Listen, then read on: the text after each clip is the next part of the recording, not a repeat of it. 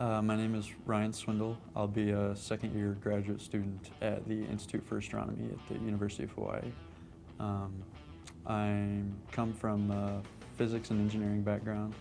I got my bachelor's in physics at a liberal arts college. It's called Hendrix College.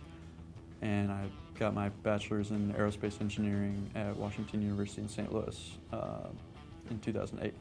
And that's where I applied for the SMART program.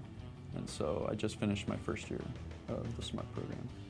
And my sponsoring facility is the U.S. Naval Observatory in D.C. And I'm currently doing my first internship there this summer, taking a break for this. And I'm working on a satellite mission for the Navy called JMAPS. It stands for Joint Milliarc-Second Pathfinder Survey. And essentially, Navy uses the stars to, coordinate, to navigate, just like they have for centuries.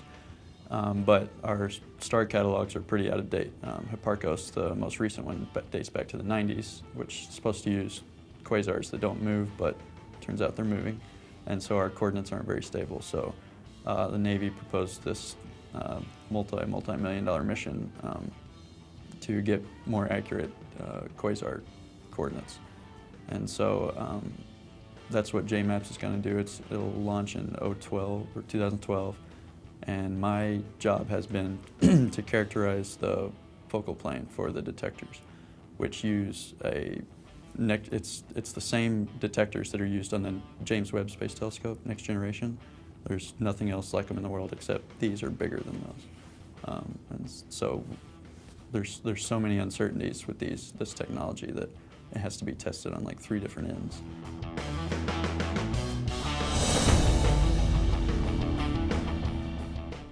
My group and we meshed really well from the beginning. I didn't have any security issues or anything. I really liked just being able to get thrown into the lab.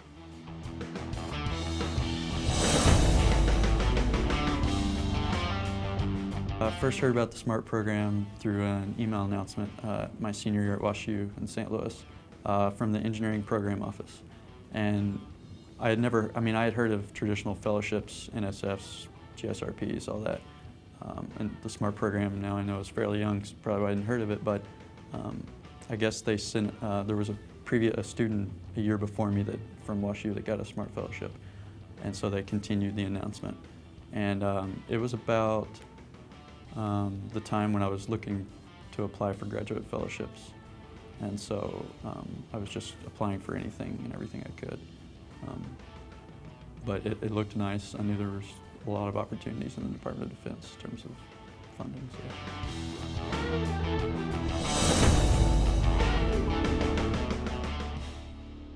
The requirements of the fellowship were the only thing really that slowed me down from actually accepting it, just because there's a big commitment there. So I wanted to make sure that if I knew that once I accepted it, that I was not going to regret committing myself to that. And so I talked to the Naval Observatory and asked them, if they'd be interested in taking me on and if they had some good projects to work on. And they did, and they were really enthusiastic, and it worked out pretty well.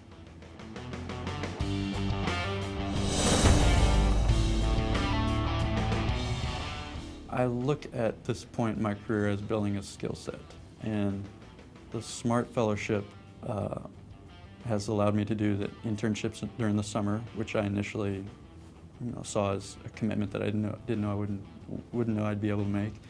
But in terms of building a skill set, I'm able to do my research back in Hawaii, plus get this lab experience on these detectors that we're the only group in the world that uses. And so it's in terms of developing my career in instrumentation, which is what I'd like to go into.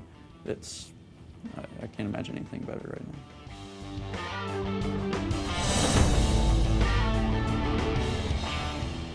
To be honest, from the beginning, there really was no interest in working for the DoD. I'm kind of a pacifist, actually. And so I stick to academia, but U.S. Naval Observatory is an astronomy hub. They're they're mostly focused on cataloging, but even then, the techniques they use are, like I said, will help build the skill set that I'm looking for. So getting in there, I still don't really look at it from a DoD aspect. I mean, we're a bunch of astronomers in there.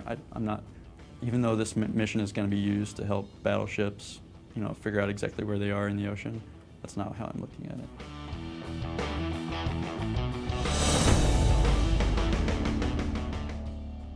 As soon as I got the job description for the internship, I noticed that it involved playing with instruments that I'd never played with before.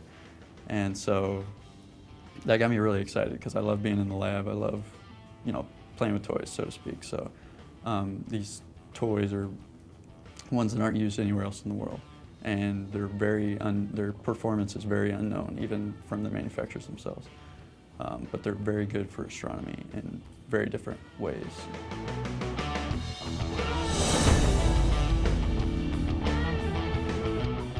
I was thinking about that one, and I couldn't come up with a better word for me than convenient.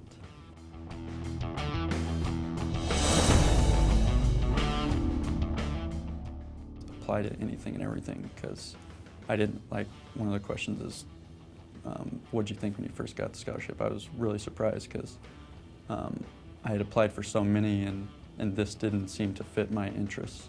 I mean, it's more engineering based, DoD stuff.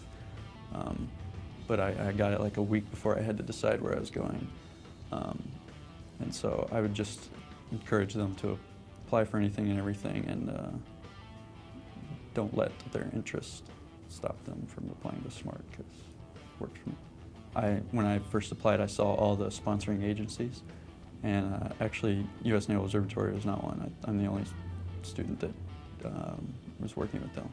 And so the only way I was going to accept the scholarship is if I could work with them. And so I contacted their science director just out of the blue, really frantic one night actually, in an email.